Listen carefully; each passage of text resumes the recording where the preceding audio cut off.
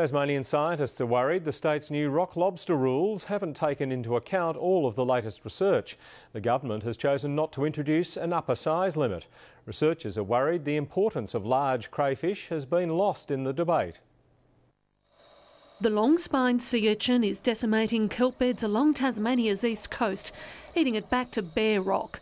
Researchers say the science behind tackling the invasion is unequivocal. The large lobsters are the key predator of the sea urchin, and if you allow their numbers to build sufficiently, they will control sea urchin numbers. The government review had suggested a maximum size limit on lobsters, leaving them to eat the urchins.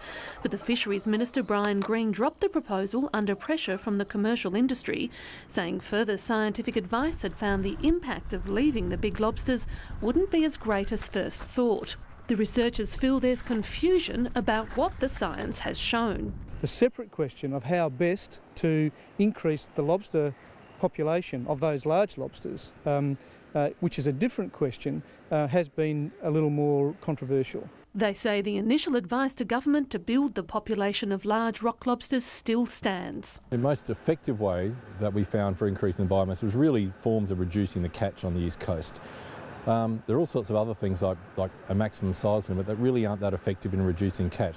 The introduction of an East Coast cap for commercial fishers is expected to be raised at a meeting between government and industry on Wednesday.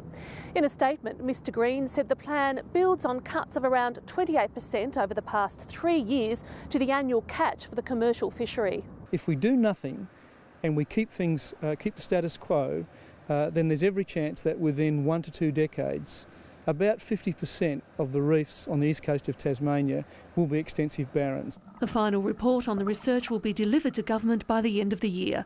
Linda Hunt, ABC News.